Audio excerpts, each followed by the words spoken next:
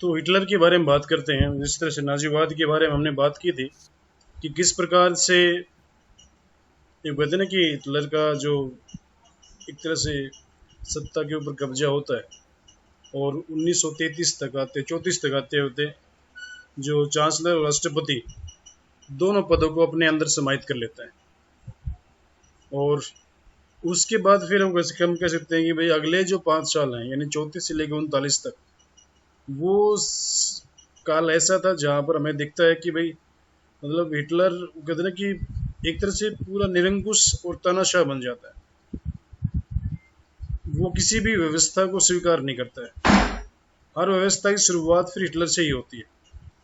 तो उसके लिए सबसे पहली जो बात रखी जाती है यानी एक रणनीति की अगर हम बात करते हैं या फिर नाजीवाद के सिद्धांतों की बात करते हैं तो सबसे पहला जो कारण था वो था सर्वसत्तावादी राज्य, उसकी स्थापना होती है। ये जैसे हमने पिछली बार भी इटली के बारे में बात की थी, यानी कि इस प्रकार से एक तरह से हम कह सकते हैं कि भाई एक ऐसी व्यवस्था आती है जहाँ पर हमें लगता है कि पूर्ण रूप से जो व्यक्ति हैं उनके अधिकार समाप्त हो गए, राष्ट्र सर्वोपरि है। और वर्साई की संधि के बाद से तो फिर लगता है कि मतलब किस हर प्रकार से राष्ट्र एक तरह से ऐसी व्यवस्था में आता है कि जहाँ पर लगता है कि राष्ट्र से ऊपर कुछ है ही नहीं। ये वन पार्टी सिस्टम आ जाता है जो आगे चलकर हम चीन में जब देखते हैं, चीन में जब साम्यवादी क्रांति आती है और बाद में फिर उसको वन पार्टी सिस्टम में कन्वर्ट किया जाता है, यानी दूसरा विकल्प कोई है ही नहीं, वो चीज़ रहती है। दूसरी थी सिविल सेवा अधिनियम, यानी जिस तरह से प्रथम विश्व युद्ध के बाद जर्मनी में एक तरह से वो कहते हैं ना कि अनिवार्य सैनिक शिक्षा खत्म कर दी गई थी, उसको दोबारा चालू करता है। विधानसभाएं प्रांतों की सारी भंग कर दी गई। नाजी जो पार्टी थी उसका नियंत्रण सब जगह पे हो जाता है और एक तरह से जो इतनी भी स्वायत्त संस्थाएं थी उन सभी वो सारी एक तरह से नाजी सरकार के कंट्रोल में जाती है। जनता पर आतंक स्थापित करने के लिए सबसे बड़ा जो काम था वो गुप्तचर व्यवस्था का था, यानी आपको पता ही नहीं है कि आपकी जासूसी भी हो रही है। और फिर गेस्टेपो नामक विशेष पुलिस बल की स्थापना की गई जो किसी व्यक्ति को किसी भी समय पर किसी भी तरह से गिरफ्तार कर सकता है और अनिश्चित काल तक उसको जेल में भेज सकता है। तो एक तरह से हम कह सकते हैं कि भाई हिटलर ने एक तरह से जो व्यवस्था थी उसको पूर्ण रूप से अपने अकॉर्डिंग चलाने की बात शुरू करता है, विरोधियों का दमन करता है। जैसे पहले भी हमने बात की थी कि जब 1933 की बात आती है तो साम्यवादियों के 32-33 में साम्यवादियों के ऊपर इल्जाम लगाया जाता है कि उन्होंने लोकसभा में आग लगा दी। तो इस बहाने सारे जो एक तरह साम्यवादी और समाजवादी नेता थे उनको गिरफ्तार कर लिया गया। उसके बाद फिर एक तरह से यहूदियों के लिए भी वो सारे नियम बनाए गए, उनको भी सारे अधिकारों से वंचित किया गया। जर्मनी की जो नागरिकता थी वो भी उनसे छीन ली गई। एक तरह से लगभग हम एक अनुमान है कि लगभग 1936-37 में 1 लाख यहूदी लोग वो जर्मनी छोड़कर चले गए थे एक तरह से।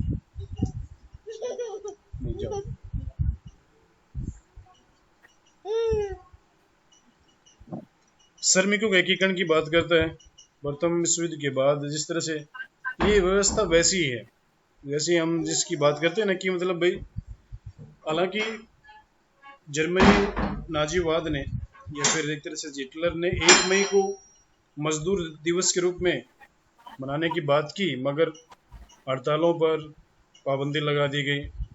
मजदूरों की जो एक तरह से बहुत सारे वो कहते हैं कि हालांकि कुछ जैसे चिकित्सा के लिए या फिर किसी कभी दुर्घटना होती है तो बीमा व्यवस्था के लिए उनकी एक तरह से बातें मानी गई, मगर उनके ऊपर पाबंदियां भी खूब लगाई गई समय के अनुसार, क्योंकि मजदूर उस समय एक महत्वपूर्ण भूमिका निभाता है जर्मनी के विकास में या फिर नाजी एक तरह से। हाँ वो बंद नहीं हुआ। तो एक तरह से क्योंकि मजदूरों के ऊपर ध्यान भी दिया गया इसलिए क्योंकि साम्यवाद का बचाव उसमें हो रहा था एक तरह से। तो उनकी खासकर वो कहते हैं कि मजदूर संघों को भंग कर दिया गया। हाँ एक मिनट।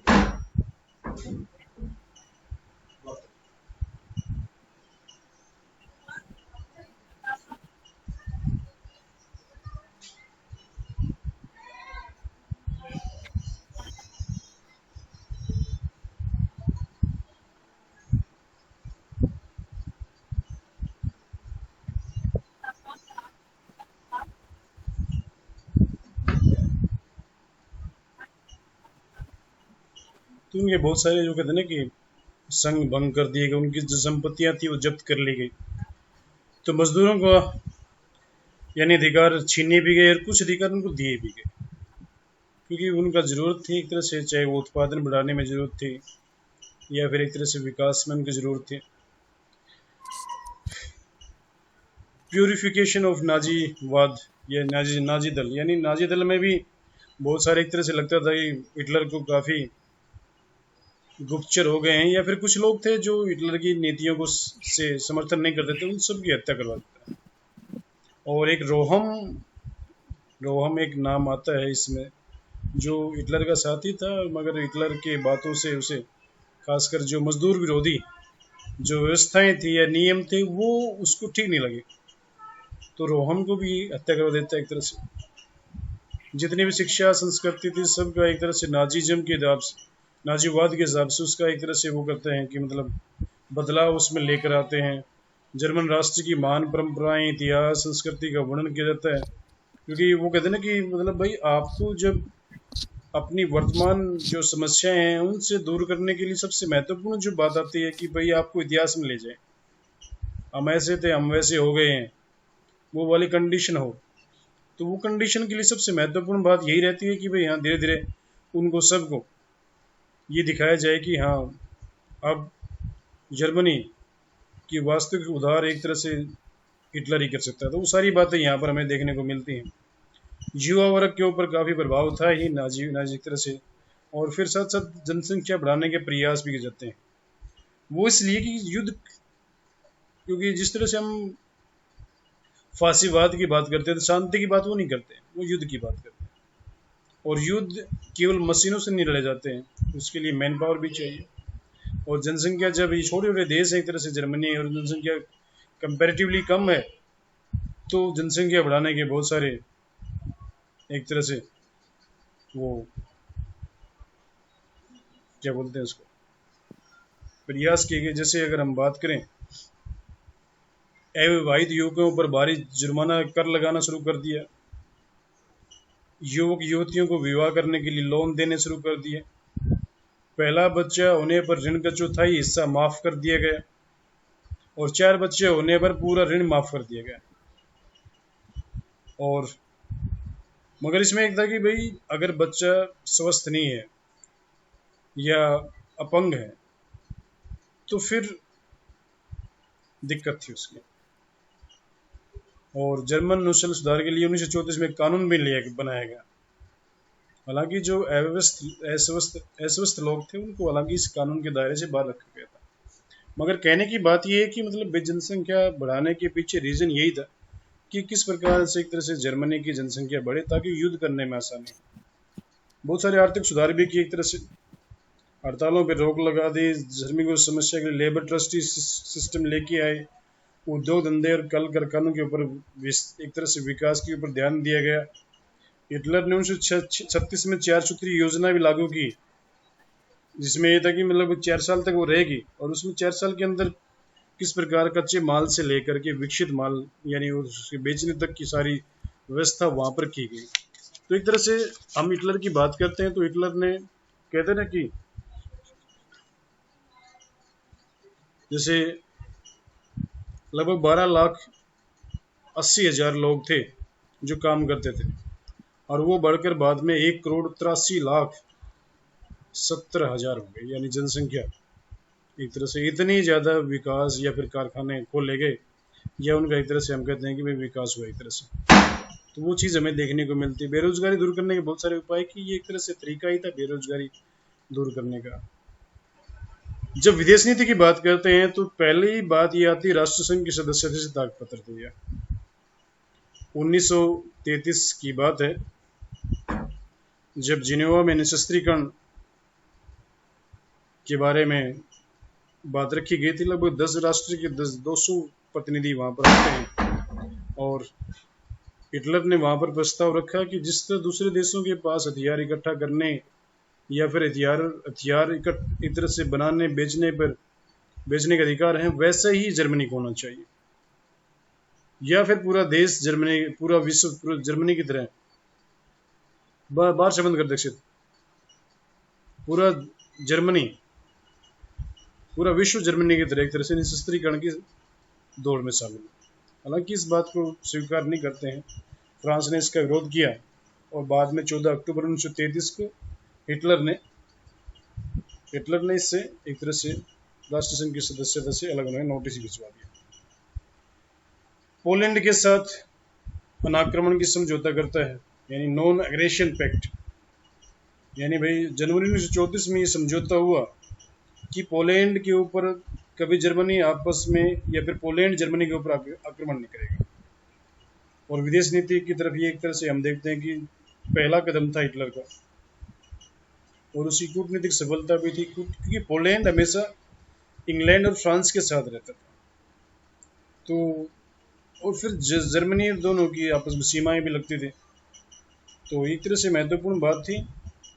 ताकि दूसरा ये था कि मतलब भाई जर्मनी इस माध्यम से इंग्लैंड और फ्रांस के साथ वो कहते हैं ना कि कुछ एक तरह से जो पोलैंड की दूरी बना सकता है, यानी अब वो इतने गहरे मित्र नहीं रहेंगे। तो ये चीज फिर ऑस्ट्रिया को हड़पने की नीति करता है, यानी एक तरह से जैसे ऑस्ट्रिया जो कभी 1815 में सबसे शक्तिशाली राष्ट्र होता था यूरोप में, धीरे धीरे इस कगार पे आ गया कि जर्मनी उसको हड़पना चाहता है। कभी ऑस्ट्रिया हड़पना चाहता था जर्मनी को, पर्शिया को, जर्मनी को। तो 1933 में ऑस्ट्रिया के चांसलर डाल्फ ने संविधान स्थगित करके शासन के सारे अधिकार अपने हाथ में ले लिए। प्रेस पर पाबंदी लगा दी और नाजी दल को अवैध घोषित कर दिया गया। जुलाई 1934 में जर्मनी के जो नाजी नेता थे, उन्होंने एक तरह से हिटलर के इशारे पर डाल्फ की सरकार को पलटने की कोशिश की और डाल्फ की हत्या कर दी गई। रेडियो स्टेशन पर अधिकार कर लिया गया, परंतु ऑस्ट्रिया की सेना ने इस विद्रोह को एक तरह से दबा दिया और ऑस्ट्रियन जनता भी जर्मनियों को, नाजियों को स्वीकार नहीं करते थे। मगर ये था कि एक तरह से कोशिश शुरू कर दी थी हिटलर ने अपने अड़ोस पड़ोस में कि किस प्रकार से अपने नाम का डंका बजवाना है या फिर उनको परेशान करना है।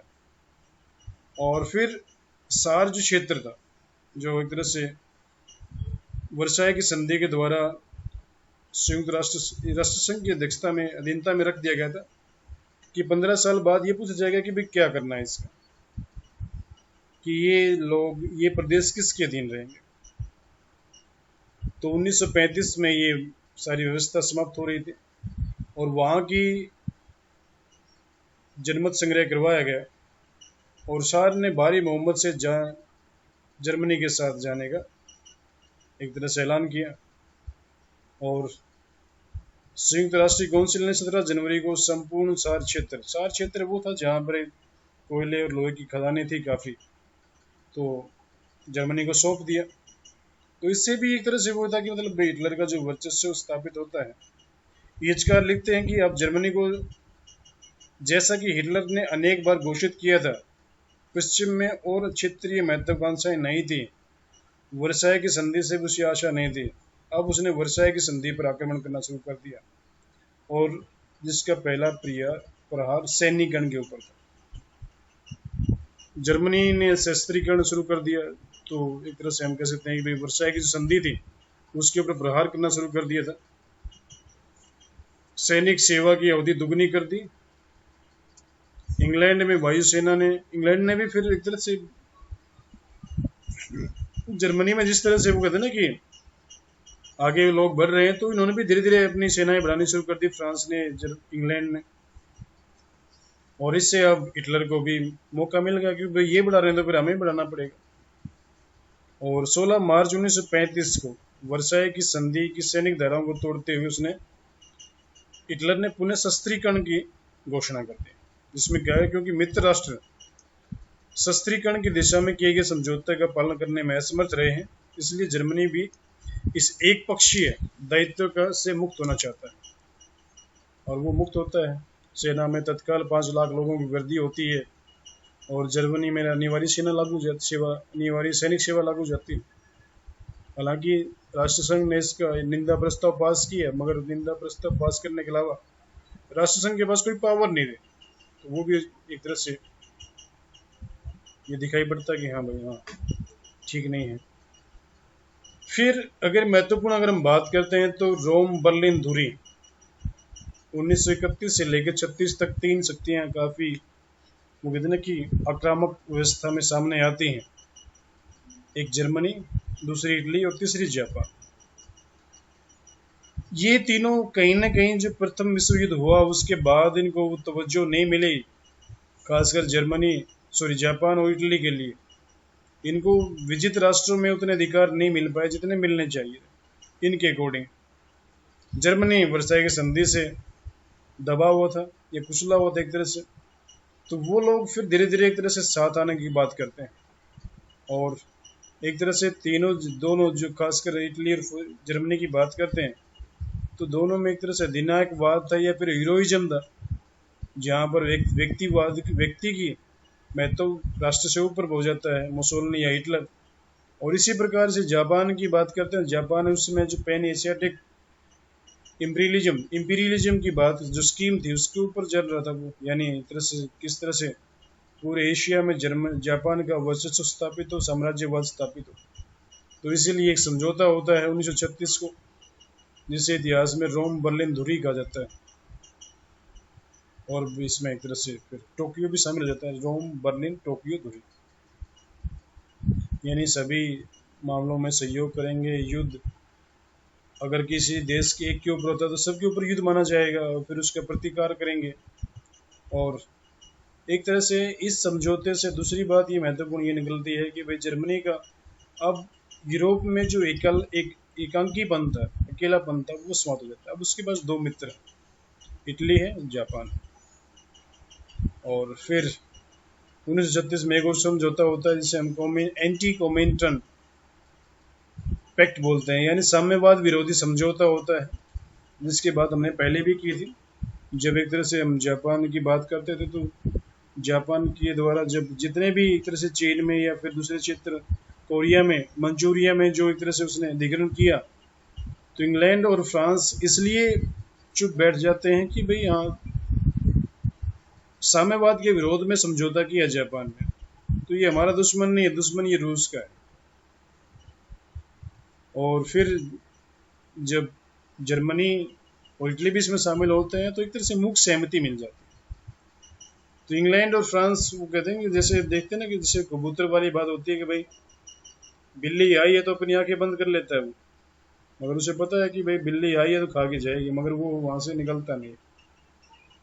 तो यहाँ पर एक तरह से जर्मनी या फिर इटली बिल्लियां एक तरह से, और फ्रांस और इंग्लैंड कबूतर एक तरह से के रूप में देखें आप, कि वो घटनाएं हो रही है मगर खतरा इन दोनों देशों को भी है, मगर उसको मान नहीं रहे हैं वो लोग खतरा। क्यों लगता है कि हाँ वो तो तीसरी जगह जाएगा, यानी रूस के ऊपर आक्रमण करेंगे। फिर 1938 में दोबारा से फिर ऑस्ट्रिया के ऊपर वो कहते हैं ना कि प्रेशर बनाया जाता है कि हड़पना चाहता है जर्मनी। और 13 मार्च 1938 को जर्मन रिस्टॉक ने कानून बनाया जिसके माध्यम से जर्मनी को सेना भेजनी पड़ी वहां पर शर्मिना, यानी एक तरह से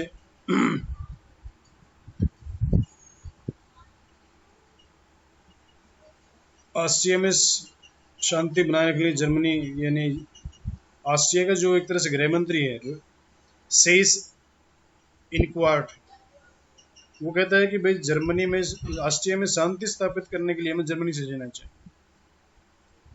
और 23 मार्च 1938 को 13 मार्च जर्मन रोस्टाग यानी जो लोकसभा थी उसने एक कानून बनाया, और उस कानून के माध्यम से वो कहते हैं कि भाई हमें ऑस्ट्रिया को जर्मन संघ में राज्य के रूप में स्वीकार किया जाता है।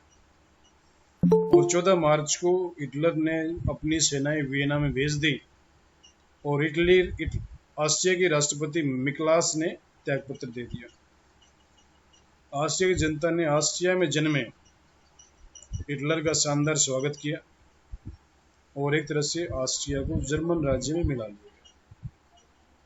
यानी ऑस्ट्रिया की सीमा से सटे हुए क्षेत्र में एक तरह से इसका जन्म होता है हिटलर का। अब उसने पूरे ऑस्ट्रिया को अपने अधीन बना लिया। फिर चेकोस्लोवाकिया की बात करते हैं। चेकोस्लोवाकिया यानी ऑस्ट्रिया के ऊपर अधिकार करने के बाद हिटलर का ध्यान चेकोस्लोवाकिया के ऊपर जाता है, जो एक तरह से स्वतंत्र राज्य था उस समय पर। इसका गठन 1919 के बाद ही होता है। मुख्य दो जातियां थी यहाँ पे, चेक और स्लाव, और ये दोनों जातियों रहन सहन लगभग एक जैसा था। मगर फिर धीरे धीरे हिटलर ने अप्रत्यक्ष रूप से जर्मनी को, चेकोस्लोवाकिया को, जर्मनी को व्यक्तिगत, राजनीतिक, वैचारिक स्वतंत्रता का अधिकार रक्षा करना जर्मन साम्राज्य विशेष करते हुए माना। तो एक तरह से हम कह सकते हैं कि भाई ऑस्ट्रिया का विलय होने के बाद चेकोस्लोवाकिया का भी एक तरह से व्यवस्था कमजोर पड़ जाती है, और फिर बाद में एक समझौता होता है दोनों के बीच में, जिसे म्यूनिख समझौता कहते हैं 1938 में। इसमें था कि भाई चेक लोग यानी चेक जो जनजाति थी उसके लोग कुछ क्षेत्र को खाली कर देंगे 1 से 10 अक्टूबर के बीच में। एक आयोग बनाया जाएगा जो सीमा निर्धारण करेगा, और आयोग में Germany, Italy, France, Britain, Czechoslovakia के लोग होंगे। और मगर ये था कि एक बहाना था जिसके माध्यम से हिटलर ने अपनी सेनाएं चेकोस्लोवाकिया में भेजी, और म्यूनिख समझौते ने एक तरह से हिटलर का जो कहते हैं ना कि मनोबल और बढ़ा दिया। और वो स्लाव, जो चेक और स्लाव दो जातियां थी, स्लाव को कहता है, भड़काने की कोशिश करता है कि भाई आप लोग स्वतंत्र हो जाओ, और अंत में चेक राष्ट्रपति हाशा को विवश होकर चेकोस्लोवाकिया के जर्मनी में विलय की घोषणा के पत्र पर साइन करने पड़े, और हिटलर ने यह कार्य सैनिक शक्ति के आधार पर किया था। इतिहासकार शूमेन लिखते हैं कि म्यूनिख शांति समझौता शांति स्थापित करने की चरम सीमा और पश्चिमी प्रजातांत्रिक व्यवस्था के लिए मौत का आह्वान एवं मिलकर सुरक्षा की भावना की व्यवस्था का अंत का प्रतीक था। यानी एक तरह से वो कहते हैं ना कि मतलब भाई आप कमजोर राष्ट्र, हम अपनी सेनाएं भेज देते हैं आपकी सहायता के लिए। ये वैसी कंडीशन है जैसे अगर हम बात करते हैं ईस्ट इंडिया कंपनी की, जब साइक संधि की स्थापना, साइक संधि लागू की लॉर्ड वेल्लेसली ने, तो उसने क्या कहा भारतीय राज्यों के, भाई हम आपका ना किसी दूसरे जो भी आपके ऊपर आक्रमण करेगा उससे बचाव करेगा, इसके लिए हम सेनाएं भेज देते हैं आपके पास। हमारी सेनाएं कभी जब आपके ऊपर अचानक हमला होता है तो वो बचाव करेंगी, अगर हमारी सेना यहाँ पे नहीं रहेंगी तो तब तक तो आप हार जाओगे। तो राजाओं को क्या लगता है कि मतलब हाँ, दूसरी बात ये कि मतलब भाई फिर जनता में विद्रोह भी करवा सकते हैं वो लोग, क्योंकि कमजोर लोग हर जगह पे होते हैं, जो पहले अपने हित देखते हैं बाद में राष्ट्र के हित देखते हैं। तो वैसी कंडीशन हमें चेकोस्लोवाकिया में दिखाई पड़ती है कि एक जाति को दूसरी जाति के खिलाफ लड़ाने की बात एक तरह से यहाँ पर करती है। जब एकता होगी तो लोग नहीं मानेंगे। इसके बाद फिर रूस के साथ अनाक्रमण की संधि करता है हिटलर, और जब हम इसका दूसरा विश्व युद्ध की बात करेंगे तो जो सबसे बड़ी जो समस्या हुई इटली के लिए, जर्मनी के लिए, अगर जर्मनी रूस के ऊपर आक्रमण नहीं करता तो विश्व युद्ध का रुख कुछ और ही होता। तो मगर उन बातों को बाद में देखेंगे। पर एक तरह से हम देखते हैं कि 23 अगस्त 1939 को रूस और जर्मनी ने दोनों के ऊपर, यानी हम आपस में एक दूसरे के ऊपर आक्रमण नहीं करेंगे, ये संधि करते हैं, और दोनों बिल्कुल शांतिपूर्ण रहेंगे, एक दूसरे की सीमाओं का ध्यान रखेंगे। पोलैंड को आपस में बांट लेंगे भाई, पोलैंड के साथ भी जर्मनी ने एक तरह से अनाक्रमण की संधि की थी। रूस जर्मनी को युद्ध सामग्री और खाद्य सामग्री भेजेगा, और एक तरह से एक निर्णायक संधि थी जिसके माध्यम से हिटलर ने अपना पलड़ा भारी कर लिया था। अब यह था कि उसके दुश्मन दो बच गए, सिर्फ फ्रांस और ब्रिटेन। रूस अब उसके साथ आ गया एक तरह से, चाहे वो युद्ध में शामिल ना हो मगर रूस की तरफ से आक्रमण नहीं होगा। ये भी बहुत बड़ी एक तरह से वो कहते हैं कि सांत्वना की बात थी हिटलर के लिए। और फिर जो लास्ट की घटना हुई, पोलैंड के ऊपर आक्रमण, 1934 में परिस्थितियों के वश में आकर एक तरह से हिटलर ने 10 साल के लिए अनाक्रमण की संधि की थी। परंतु हिटलर की इच्छा पोलैंड को जर्मनी में शामिल करने की थी। और मार्च 1938 में जर्मन समाचार पत्रों ने पोलिश गलियारों में गलियारों में रहने वाले जर्मन लोगों पर अत्याचारों को बढ़ाकर छापना शुरू कर दिया और पोलैंड की आलोचना की जाने लगी। ये वो कहानी है। जैसे जब आज भी अगर हम बात करते हैं तो हमारा जो मत होता है वो न्यूज़पेपर या फिर टीवी में जो डिबेट दिखती है उसके माध्यम से बनता है। हम उस चीज़ को वेरीफाई करने नहीं जाते हैं और न ही वेरीफाई करने की कोशिश करते हैं। और उसी का फायदा उठाते हुए जर्मनी ने एक तरह से जर्मनी के अंदर जो ऐसे स्थान जहाँ पर पोलैंड या फिर पोलिश जाति जो पोलैंड में रहने वाली जाति थी, रेस थी, उसके लोगों की जनसंख्या ज़्यादा थी, वहाँ पर अत्याचारों को बढ़ा चढ़ाकर मारा एक आदमी तो लिख दिया 200 आदमी। भाई इतना बड़ा जनसंहार हो रहा है या फिर एक तरह से छोटी सी घटना है उसको बड़ा कर दिया तो उससे फ्री हो गए। पोलैंड के खिलाफ या पोलिश जाति के खिलाफ सारे लोगों के अंदर वो एक तरह से आग भड़क उठेगी, सांप्रदायिकता फैल जाएगी।